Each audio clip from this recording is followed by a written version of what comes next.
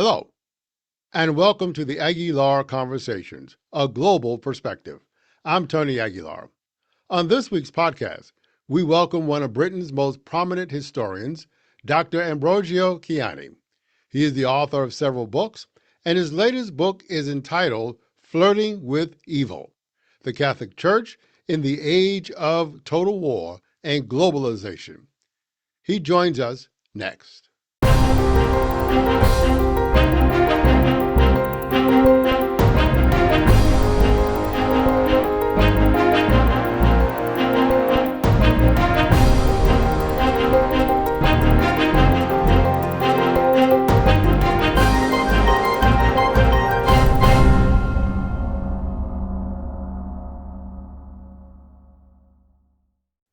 Dr. Ambrogio Caiani is presently Senior Lecturer in Modern European History at the University of Kent in Canterbury, and I am pleased to have him here today. Dr. Caiani, welcome to the show. Thank you so much for the invitation. It's a pleasure to be with you. Let me start off with this, because you do talk about it in the book, and that's the loss of the Papal States in 1870. And the question I have, because I was asking, I was in France recently, and Sacré-Cœur, as you know, was a church dedicated to penance for losing of the war.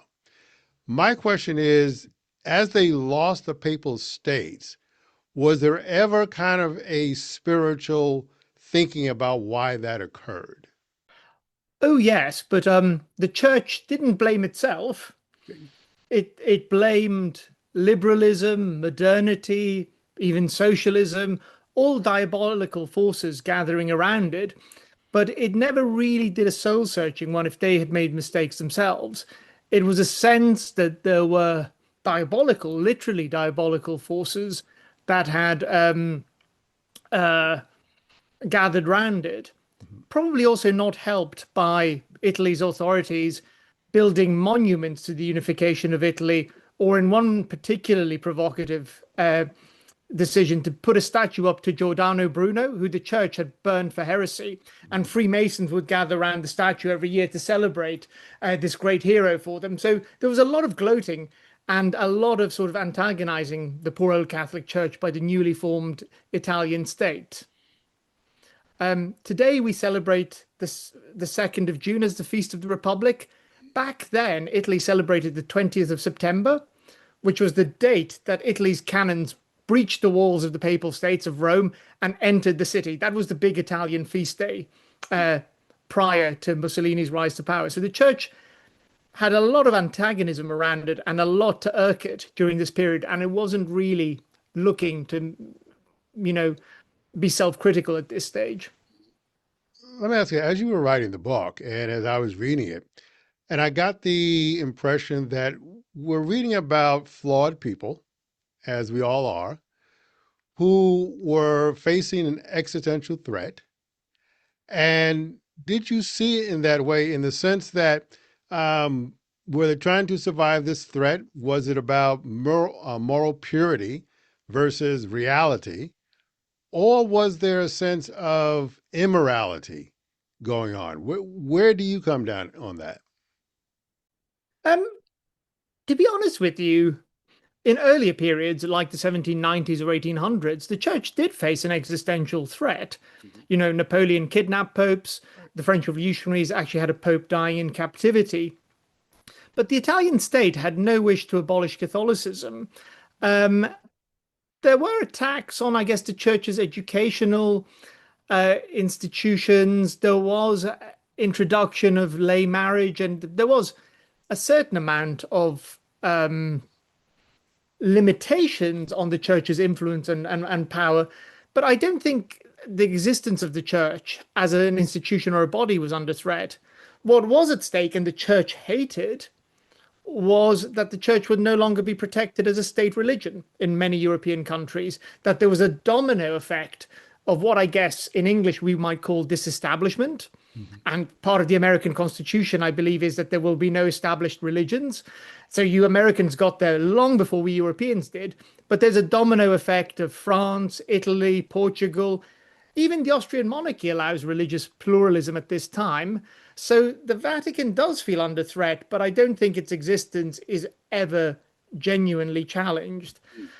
Morality and immorality, that's a problematic one because I guess the church always sees the current age in which we live as a deeply immoral one in comparison to some sort of mythical golden age. I would say that morality was beginning to change, Mhm. that in some ways Europeans were beginning to slowly move away from the traditional sexual morality of the family. And also that, although that would accelerate in the 20th century. So I would say that initially the church at least overreacted and became very negative through the loss of the papal states. And the fact that this attack on church power, on church establishment spread to France, then Portugal, and elsewhere made it deeply pessimistic. And certainly, popes were not shy of giving a hard luck story. They described themselves as prisoners in the Vatican. And poor old sort of Polish and Irish citizens had visions of Pius the Ninth or Tenth chained to the sort of cellars of the Vatican as a prisoner. But the Apostolic Palace is quite a comfortable prison, it has to be said, in comparison to most European prisons at the time. So I think that the Vatican or the Catholic religion was not threatened with its existence, unlike, when Islam was approaching the gates of Vienna or the Protestant Reformation was in full swing in the 16th Mhm. century. Now, talk a little bit about the what is called the Entente, because part of their authority was the ability to negotiate and the like, and Italy took that away, I believe, in the Pact of London. Talk a little bit about that and how that affected the efficacy of the church, of the Catholic Church. Well, I think part of the problem was that because the church refused to recognize the Italian state and there was never an international treaty for 59 years to make it a sovereign international body, the church was losing diplomatic representation in the world because it wouldn't really connect with powers that negotiated or recognized the Italian state. So by 1914, the church has only 9 nunciatures or embassies around the world, which is a very small number given that, the medieval church used to be the biggest diplomatic institution out there.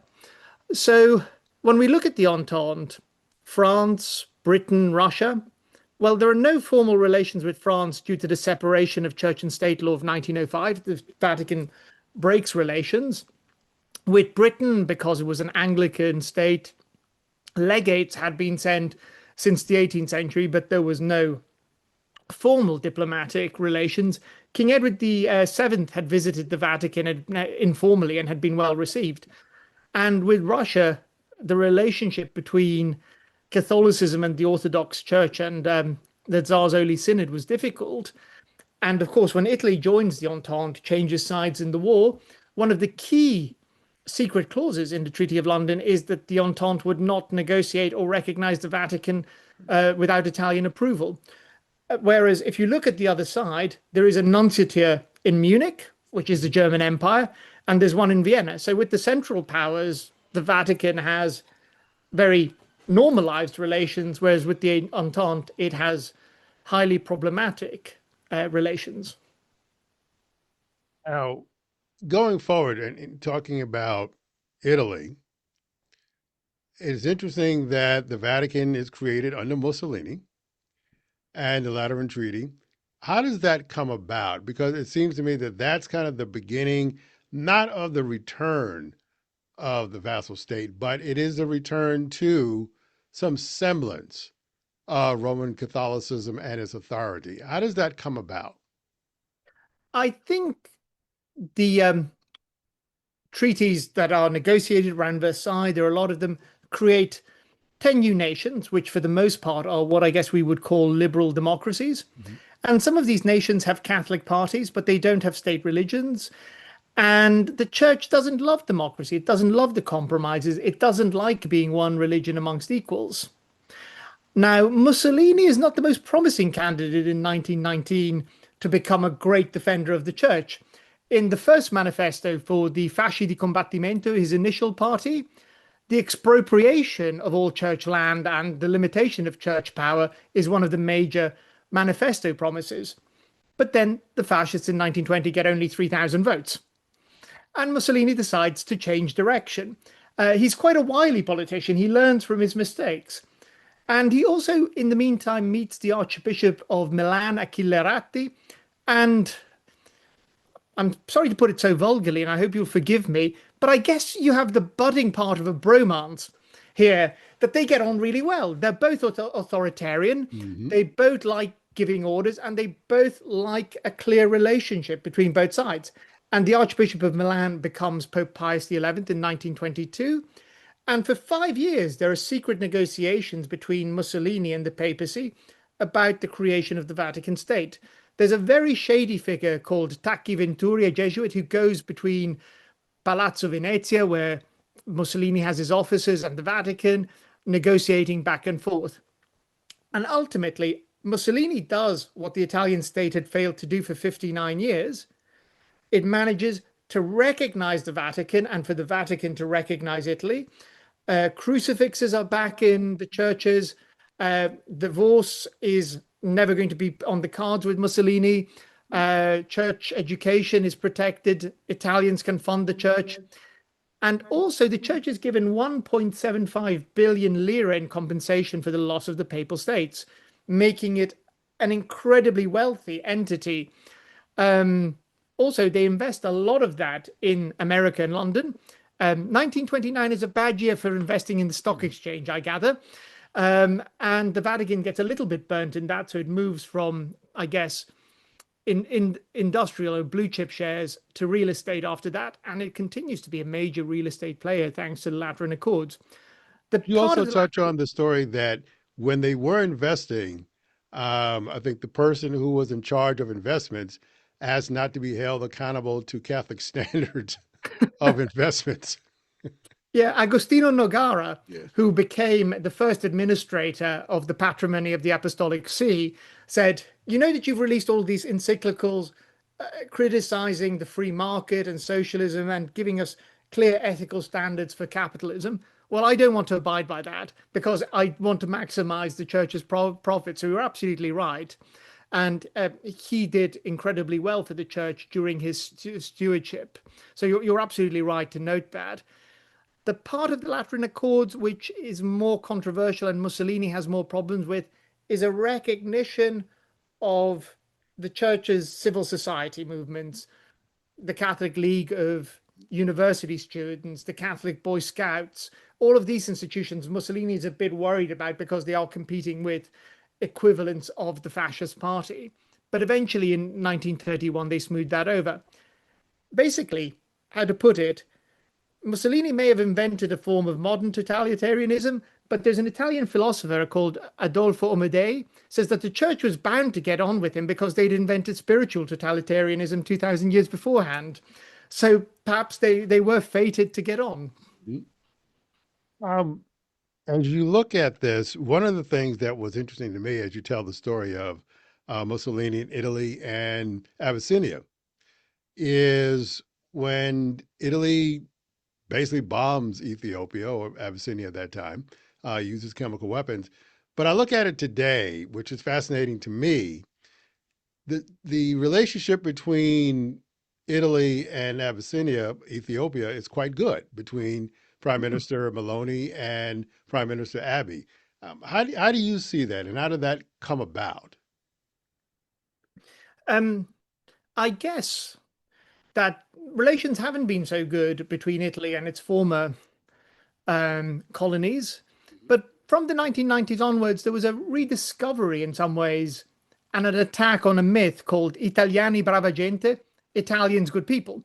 That there was always this myth in Italian schools that Italians had been good colonizers, and nothing could be more rubbish. You know, there were massacres in Libya, in Ethiopia, and I think the realization of this has been important, and Italy has paid compensation, war reparations. But also important was the return of the obelisk of Auxum, which used to be in the center of Rome.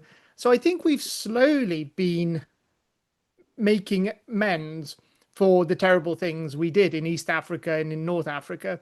So I think that that has been good. It was a little bit disastrous, I guess, when Berlusconi invited Gaddafi over to Rome, and he had a tent in the Quirinal Gardens and all that. But in some ways, there we were making restitution to the wrong person, maybe. But that's a different story. One of the parts of the book that you wrote about was what was going on during Franco's coup, but also you had written that the anti clerical violence of 36 was worse than the French Revolution. And so, most people think that the French Revolution was quite bad, obviously. But in Spain, it was quite horrific. Oh, terrifying. Sure. I'll start from the French Revolution. If you look at the victims of the Terror or potentially the Vendée, you know, priests maybe 10 or 12% of the victims, but this still makes them, which means they're overrepresented in comparison to being 2 or 3% of the population from calculations at the time. But the numbers, you're looking at thousands.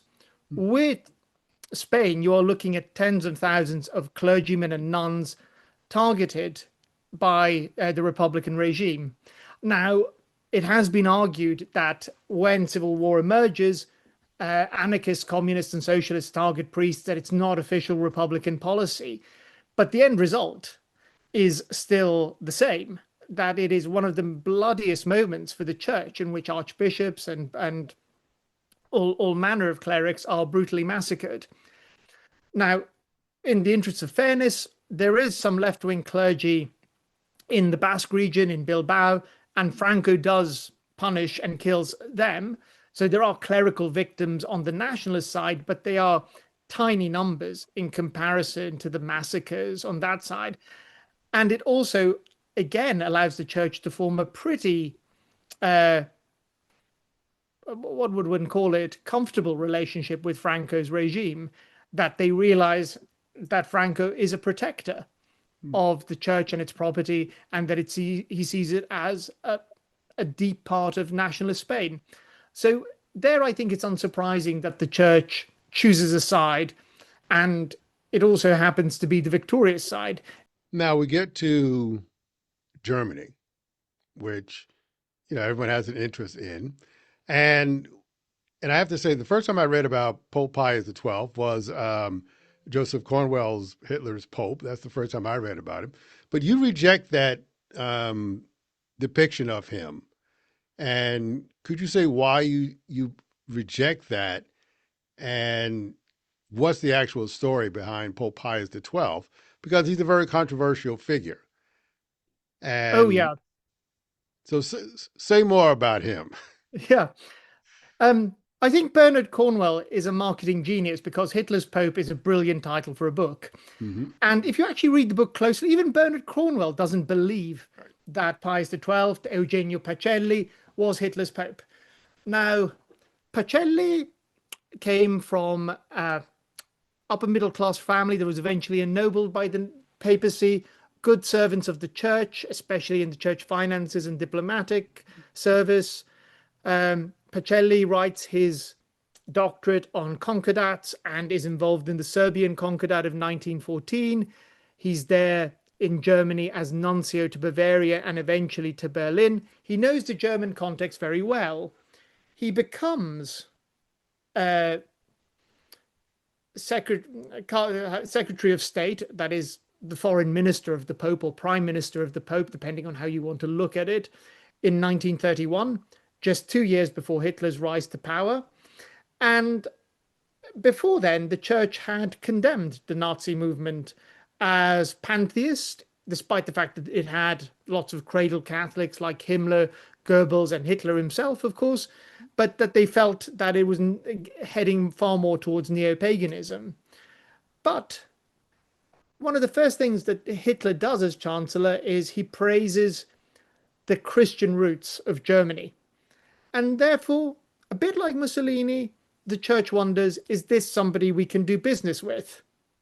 And you get the Reichskonkordat in 1934, negotiated by one of the key politicians who brought Hitler to power, Franz von Papen, who believed that Hitler could be managed in a coalition government. And the Reichskonkordat is actually still in force technically in Germany. It's not a bad deal for the church. But Pacelli jokes. He says, I'm sure Hitler will break some of the articles, but he surely won't break all of them simultaneously. And he lives to regret his rather optimistic stance about how the Nazis will behave. Because one thing that I have to say from the beginning is Pacelli had a great admiration for German culture.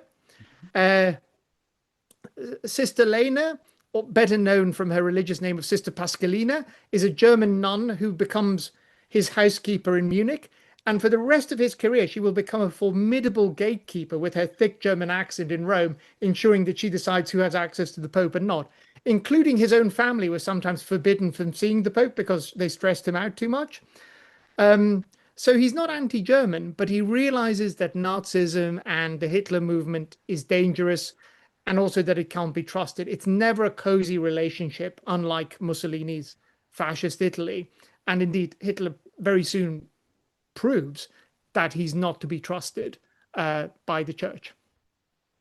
The one thing you do say about um, Germany is it's less about people not doing anything, but you kind of compare it to the gospel in terms of the Good Samaritan. And now some may say that that may be too timid a way of describing what happened. I mean, what's your response to that? Because I tend to agree with it, but how did you come to that conclusion that it was more that than hostility and the like? Well, let me start by saying that I think the Catholic idea that there's an admission that the Catholic Church for 200 years has had something called anti-Judaism, an antipathy and a desire to convert the Jewish people to Catholicism. And the Catholic Church says that this has absolutely nothing to do with modern pseudo-scientific anti-Semitism. And I think that's ridiculous because clearly that one breeds the other. Anti-Judaism created systems of ghettos. The last ghetto in Europe before the Third Reich is in Rome.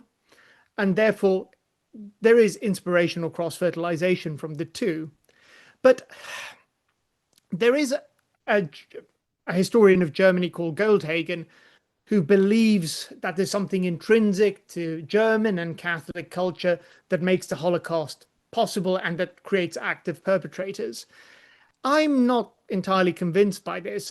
I'm convinced that what Catholic anti-Judaism did, it was it created an antipathy and an indifference towards the Jewish population that most Germans didn't really want to stick their neck out for neighbors or people they didn't fully understand and whom the church had been critical of, and that most Catholics weren't active persecutors, but they sort of shut their windows, a bit like the Pope himself does when the Germans are in occupation of Rome, that it was an indifference and an unwillingness to risk it.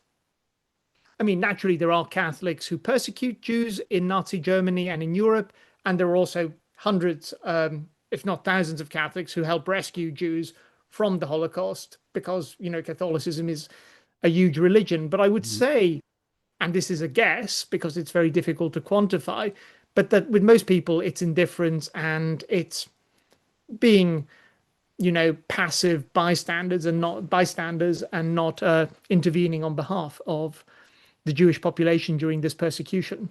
Mhm.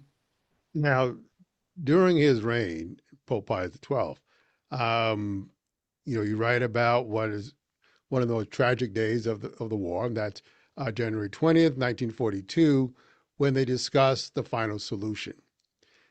And here's where, a lot of controversy takes place in terms of what did the Pope know? Was he aware? So forth and so on.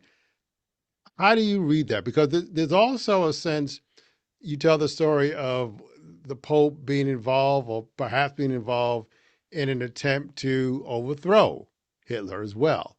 So, how do you reconcile those and what actually happened there that would lead you to the conclusion that number one, Pius was not um, totally quiet, but he didn't exactly say anything about it. I mean, how do you reconcile all of that?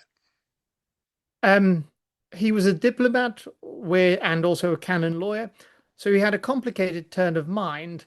But in the early days of the war, and I don't know how well known this is, but the German Secret Service, the Abwehr, under Admiral Canaris, creates a vast plot in the German military, intelligence agency, and former members of the Catholic Zentrumpartei, which was the former Catholic Party of Germany, and Josef Müller, who is a member of a secret agent of the Abwehr, but also a functionary in the Vatican itself in Germany, is bringing back and forth information to the Secretariat of State that there is a plot to assassinate Hitler in 1939, and that the plotters are curious to know what Britain and France would do if Hitler were assassinated, and that ultimately they would like a greater Germany to survive, i.e., Germany with Austria and the Sudetenland.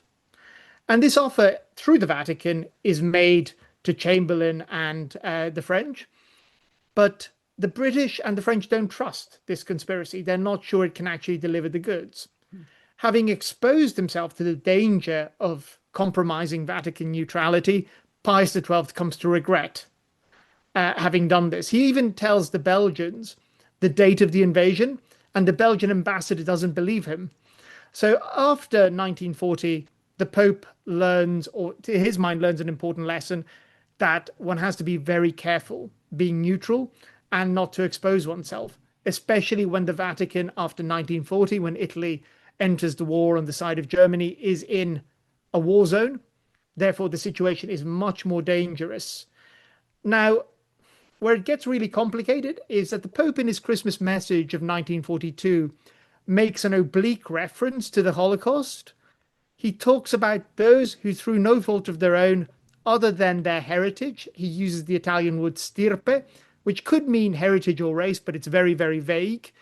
And he says that these people are just left to wither away or die of famine.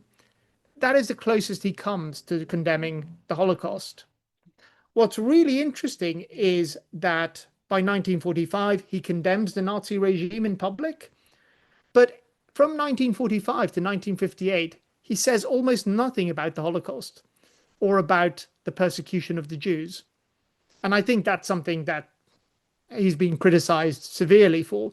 Even the French ambassador to the Holy See, Jacques Maritain, a notable Catholic philosopher, is urging the Pope to condemn the Holocaust. But he is very, very silent about that. So I guess that after 1940, the preservation of Vatican neutrality becomes uppermost in his mind. Hmm. One thing that is true is that he did protect, in terms of he went against the de-Judaizing of the Bible, because Hitler wanted to take out all references to the Jewish community and the heritage of the Bible. And Pius goes against that. I mean, he does not buy that. And is that part of the reason why he would get some defense in terms of what he did in terms of protecting the history of the Bible and the history of the Jewish community in the creation of the Bible? Now, that's absolutely true. But it has to be said that that's his predecessor who does that even more. Okay. Pi Pius XI says in 1938, with tears in his eyes, when he's brought a copy of the Old Testament, he says, culturally, we are all Semitic, Mhm. which, as you can imagine, is a great attack on Hitler. I mean, the other thing that surprised me in researching the book is that Pius XI was drafting an encyclical against racism, Hmm.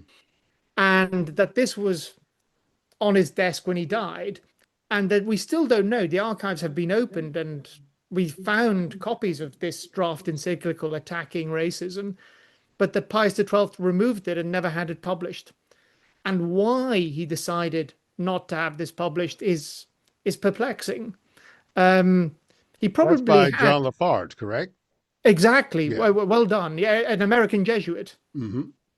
So, Um, why do you think he didn't do that? As an historian, I mean,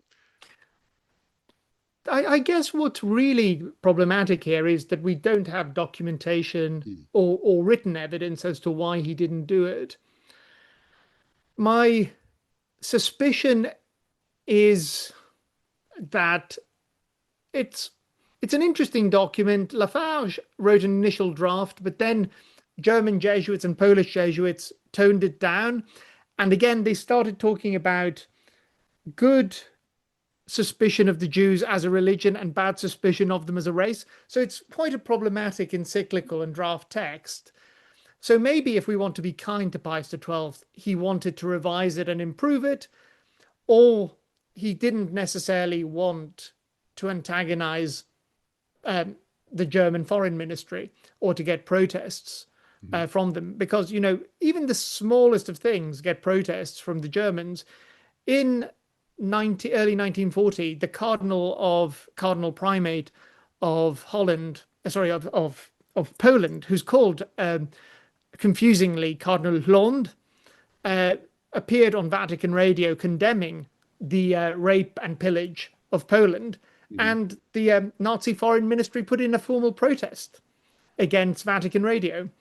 So the Nazis were observing what the Vatican was doing. So he was worried about the repercussions, maybe, of publishing the encyclical if one's less generous to him. Mhm. I want to move on for a few moments to, after the war is over, but the Catholic Church does continue to be engaged with the issue of modernity. And one of the stories you talk about in your book is Go Get Father Devlin, which is a fascinating story to me because, the Catholic Church had a lot of influence within Hollywood. Number one, how did they do that? And because I think Father Devlin's church is still around today in West Hollywood. And so, how did they actually come to influence the movie industry for a while? Now, eventually, they ran up against modernity and lost out. But how did that occur? I'm really pleased you're asking me about this because this is one of my favorite bits of the book, and you're the only one who's asked me questions about this. The church had always maintained great cultural patronage and power, especially over books, because there was the index of prohibited books. Now, what's quite interesting is that with silent movies, the church doesn't show a great interest. Uh, there are some really interesting films out there of religious nature. I don't know if you've ever seen The King of Kings, the 1920s silent movie, where Hmm. Mary Magdala arrives on scene in a chariot drawn by zebras, which clearly was the key symbol of wantonness and lust and misbehavior out there. And it's a brilliant film. It's really great fun to watch. So the church realized that it had two potentials from the movie trade. One was fast catechesis, that it could teach the faith to millions Hmm. in, hours rather than months and years that it takes to teach people the faith.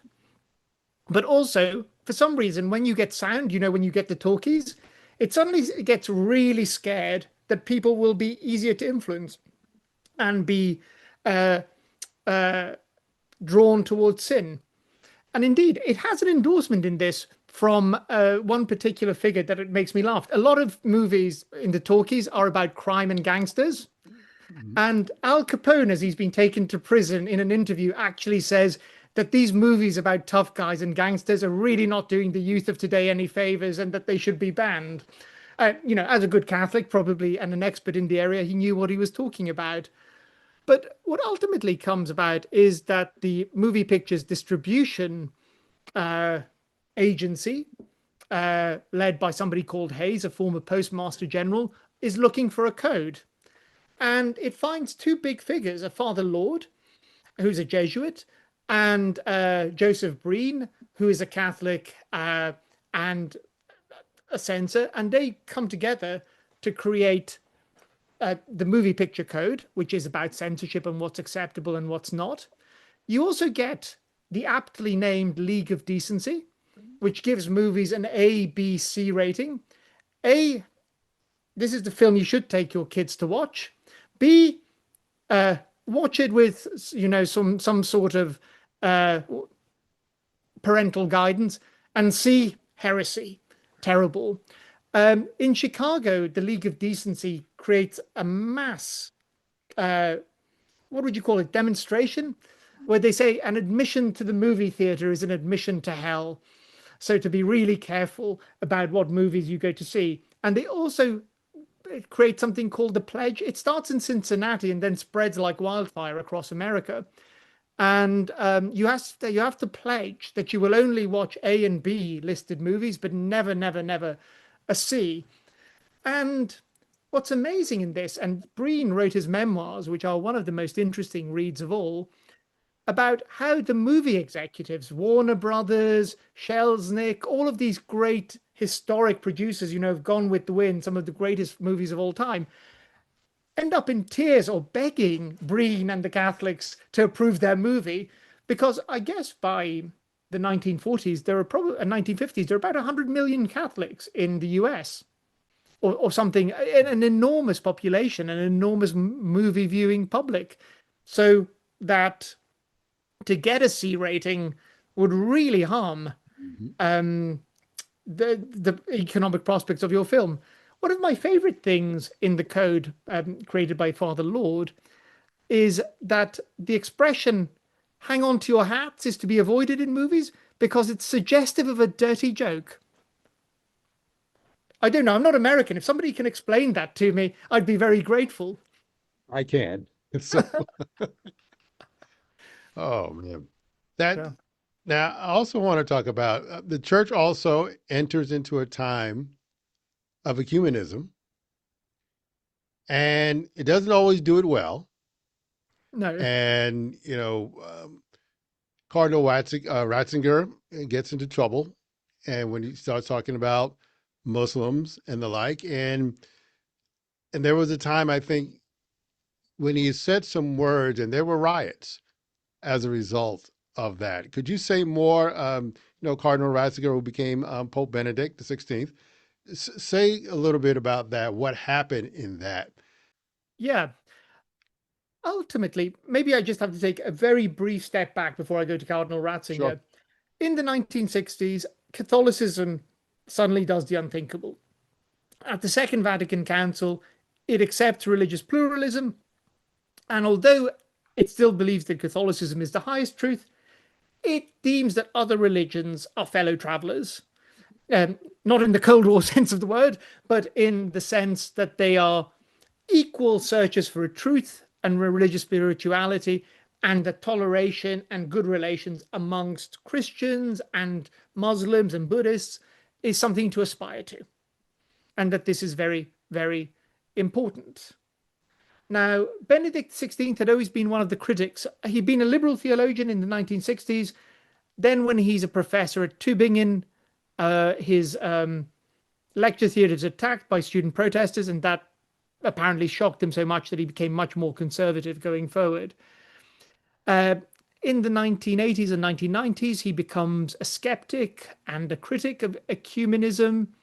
But when he becomes Pope, um, he he's a very intellectual man, a very pensive man, but he's not good at media relations as far as I can make out, because he's invited to Regensburg, where he had taught previously before, I think, Tübingen.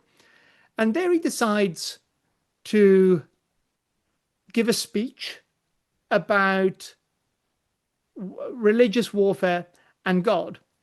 And he decides to quote a dialogue between a Byzantine emperor and a Persian mystic. And the Byzantine emperor apparently said that Muhammad brought nothing but lies, blood, and violence to the world. And the problem is that Benedict XVI leaves that quote hanging. He doesn't condemn it, he doesn't praise it, he just says, he just quotes him and doesn't tell us. And of course, that's the wrong way of viewing Islam or whatever. So there are riots in the Middle East, and there are huge problems over that. It's really one of the worst moments in Catholic Muslim relations. But he does sort of put it right, because luck would have it, and he probably was slightly worried about this. A few weeks after his speech, he had to visit Istanbul. And the visit goes well because he's taken to the Blue Mosque. And in the most sacred point in the Blue Mosque, he's shown Um, it's a particular etching in the wall showing the direction of Mecca, and the Imam says this is our most sacred space in the mosque. And to everybody's surprise, the Pope sort of puts his head down. He seems to be in quiet contemplation, and then his lips are moving. He's saying a prayer in a mosque. So he sort of puts to right the previous very unfortunate citation. My own advice in general is not to sort of quote ninth or 10th century Byzantine emperors. They usually aren't that relevant to interfaith dialogue. Now, the second thing that does happen, because I think this was a result of Vatican II with Pope John 23rd, and I am trying to remember the name of the encyclical, basically deems other denominations as not real churches. Pope Benedict obviously confirms that, I think, in 2000. So what was behind the thinking of that? I mean, now it does list denominations which are true, but what led to that decision to say that these are true churches, these are not? Well, I have to be honest, my memory here is escaping me, but I think that the Vatican basically adheres to what was it, the Parliament of Christianity or whatever, that there is dialogue amongst most Christian denominations as churches, but that certain ones, like the Mormons, are excluded, and more recent evangelical or Adventist sects are not seen as that. So I It's I called think the that Dominus Iesus.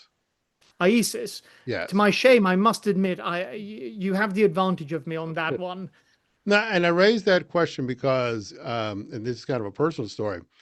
You know, you may remember Richard John Newhouse when he Hmm. became Catholic, and I knew Richard. Richard was a friend, and obviously Lutheran.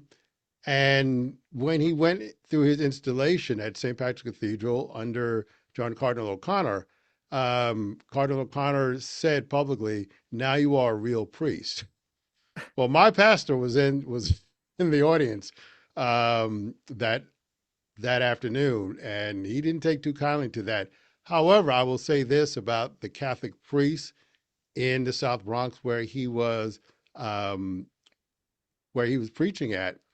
They wrote him a beautiful letter and said, "You are and will always be a real priest," and that was great, and I appreciated that. But that was something that's always I've struggled with that, and then Pope Benedict kind of repeats that in 2000, and I just wonder why. I think it goes back even further because Leo the 13th, the Pope of Rerum Novarum, Mhm. the great social encyclical, had declared that Anglican ordinations and orders, it was always ambiguous, were utterly null and void and not uh, true sacramental priesthood. So Catholicism is in a difficult position that we have this papal directive from the 1890s saying that Protestants are not real priests, which I think is highly problematic, and I do wish they would reverse that because I think that in terms of Christianity, we have to walk together on this journey. And I quite like some of the malign conversations about ecumenism, that maybe the papacy could become the figurehead of a Christian federation without the authority of Peter or whatever, that might be a way of solving the conundrum of Christian unity. But I think that these documents saying that other denominations don't have legitimate priestly orders is highly problematic. Mhm. Now, I also want to move into the issue of clericalism, because right now, as you know, one of the key issues or top issue within the Vatican is the Society of St. Pius X. And but there's a history to that, and this didn't just come up. How do you see that? Do you see that as an attempt to display an extreme form of clericalism or disobedience, or they've been excommunicated? So how do you see that? Um, I'm extremely partisan here. I don't think they should have ever been readmitted to the church, if I'm entirely honest. I mean, I think Benedict XVI, by making peace with them, made a terrible mistake. So these are a splinter group from the Second Vatican Council, going back to Marcel Lefebvre, who was the great opposition leader to almost every act of Vatican II. Before that, he'd been a missionary in Senegal and Algeria and had been very much in favor of the French remaining in Algeria. He was against the Africanization of the Catholic Church, and then he wanted the Latin Mass. But what's at the heart of Lefebvre's dispute with Vatican II? It's not just the Latin Mass, it's not just about ceremony, because quite frankly, mainstream Catholicism could deal with people putting on gold braided gloves, having extra incense. That's not a major fundamental spiritual question. But at the heart of Lefebvreism is a rejection of Vatican II, and Mhm. that ultimately all other religions, all non Catholic forms of teaching, are the work of the devil. Every other manifestation of tolerance of other religions is permitting the devil to operate on earth. And I think that that's why we can't have any compromise, I think, with the Lefebvrists. They have been incredibly disobedient from the beginning. You know, a lot of Catholics for minor infractions don't get the sacraments. These people actively oppose the papacy. I think it was right they were excommunicated in 1988. And I think it's going to be right that they are excommunicated this time round. But I don't know if you've seen the latest news. These are clever people. They have put in an appeal within the 10-day window. So their excommunication is now on hold, pending their appeal. Do you think they can win an appeal? I don't think so, because their act is so manifestly disobedient. I think that their appeal could work on one element. If you look at the Code of Canon Law of the 1980s, it's clear that bishops consecrating other new bishops without papal approval are excommunicated automatically. But the decree of the Holy Office saying that anybody who adheres, or other priests and faithful who adhere to the SSPX are also excommunicated, that's more murky. Hmm. Whether if you attend a mass of the SSPX, whether you're excommunicated, that's where I think the appeal will lie. But I think the four bishops, or the six bishops, I should say, are definitely will definitely be excommunicated.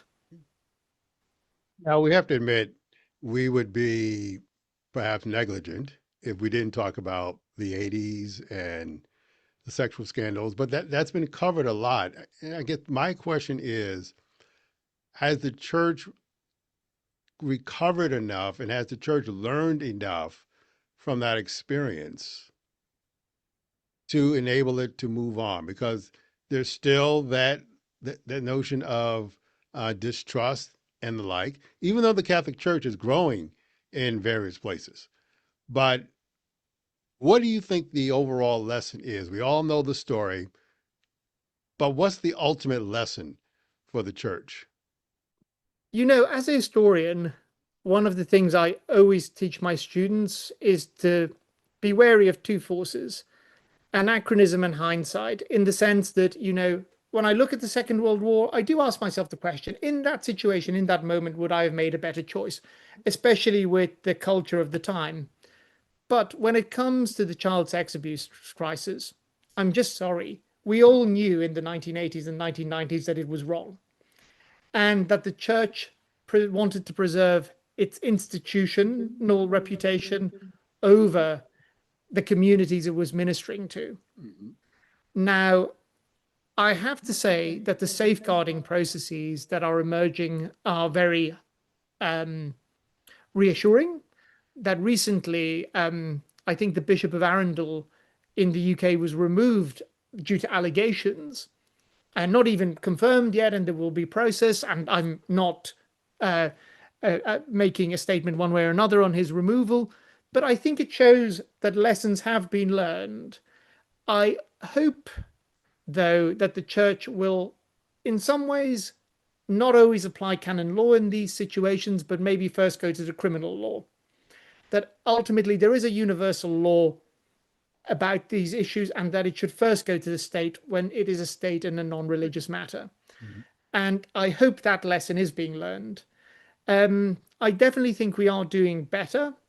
I think it was one of the most disheartening periods for me as a Catholic to live through. And I think there should be deep shame and deep anxiety about what was done and the the dereliction of the basic Bible norms. Didn't Jesus say that it's better, to have a millstone round one's neck and being thrown into the sea rather than harming a child? It's one of the most manifestly clear areas of the Gospels, and the Catholic Church has fallen really short of that. But even if I may put it this way, I really like the new Pope, our first American Pope, and I think he comes from two contexts, Chicago and Peru, that make him a really interesting candidate. And the other thing which people forget is I think his first degree is in mathematics. So he's the first scientifically trained Pope we've had, I think, since, is it Urban VIII in the 17th century? All popes until Francis, I think, were canon lawyers. So the key attribute to become a pope was a lawyer for most of the Middle Ages. But this guy has a really interesting background. And I think the fact that he's written his first encyclical on both the opportunities and challenges of AI, I think a worthy successor to Rerum Novarum about social justice, makes me hopeful that the church is learning the lessons of clericalism, the lessons of abuse, and looking to the weak, the marginalized, and the isolated in society. So I hope that we will long continue on this path. Now, also want to touch on Pope Leo's encyclical, the Magnificat Humanitas.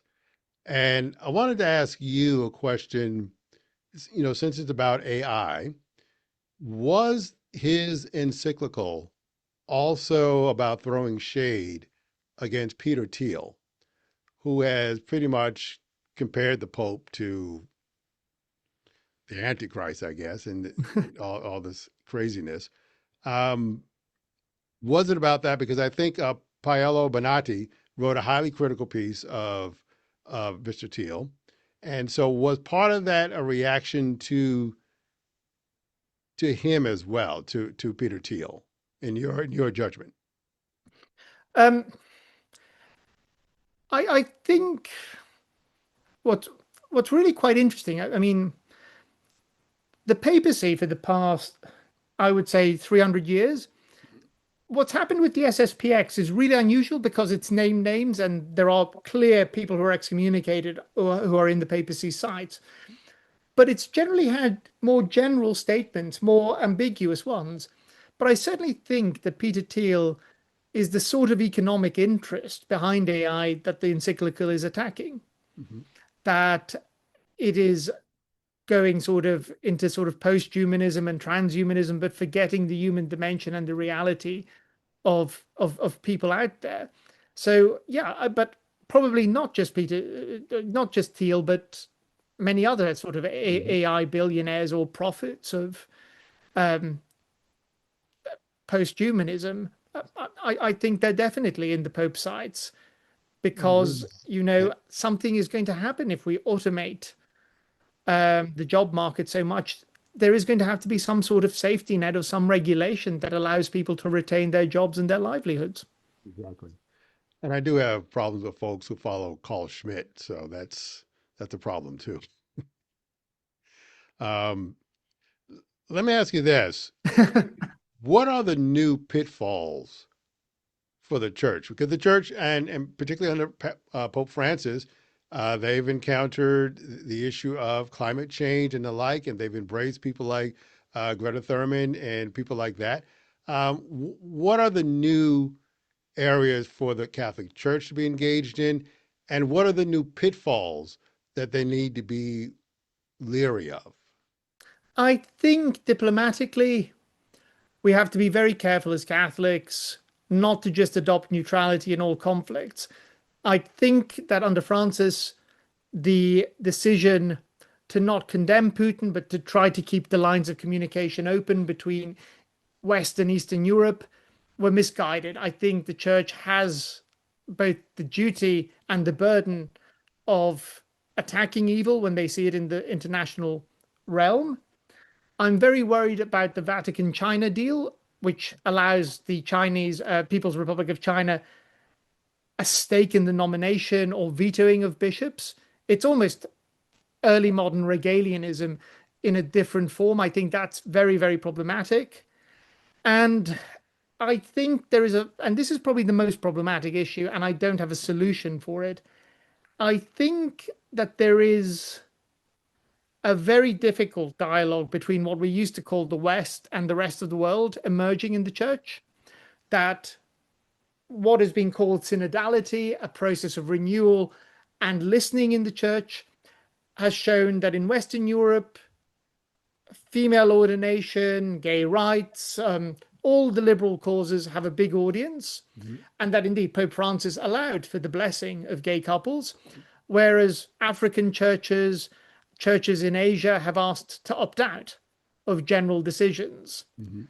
I think that because the church feels guilty about the West's cultural hegemony in the second age of imperialism doesn't mean that we have to accept all the values that are coming outside of the West. Not everything that is in Western Europe or in the US, Australia, or Canada is necessarily bad.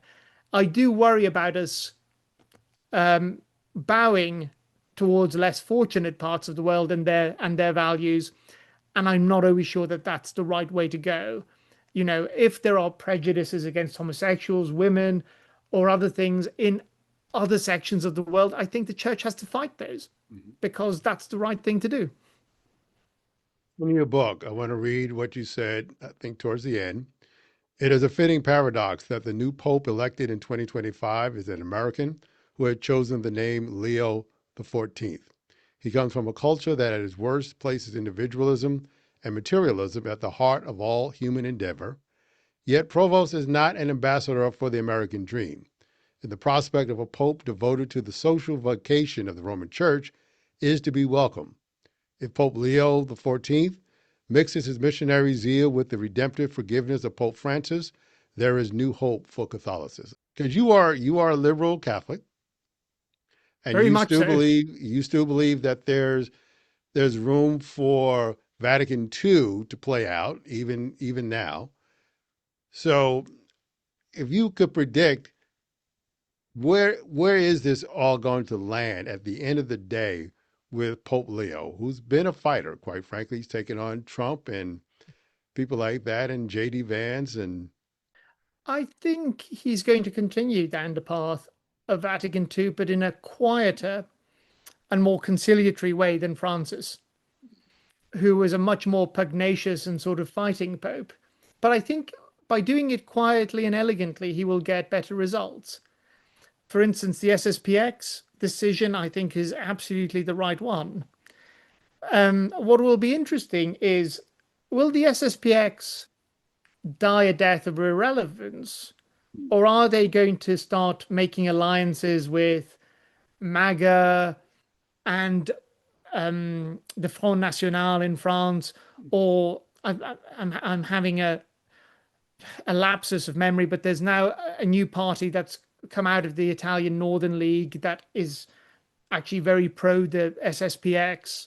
So will the SSPX legitimate populism and certain types of movements that are going to attack the church, or will they become an irrelevance? That I'm not so sure of yet.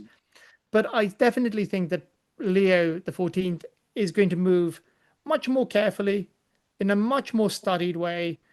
And by the way, I want to be very careful in that I'm not attacking the American dream. There are wonderful things in America. You know, I love Tocqueville's Democracy in America and the Mhm. associationism and the sense of community that is at the heart of America is the bedrock I think Leo comes out of. And that's the really healthy part that I, as a complete foreigner, admire of American culture. And I think he represents, in some ways, I hope, the best of that. You remain hopeful about the history and the future of the Catholic Church, which is a good thing. I definitely remain very, very hopeful. Book is Flirting with Evil, the Catholic Church in the Time of Total War and Globalization. My guest has been Professor Ambrogio Caiani, and I want to thank him for being here today. Thanks so much. It's been an absolute honor, and thank you so much for the invitation. Thank you.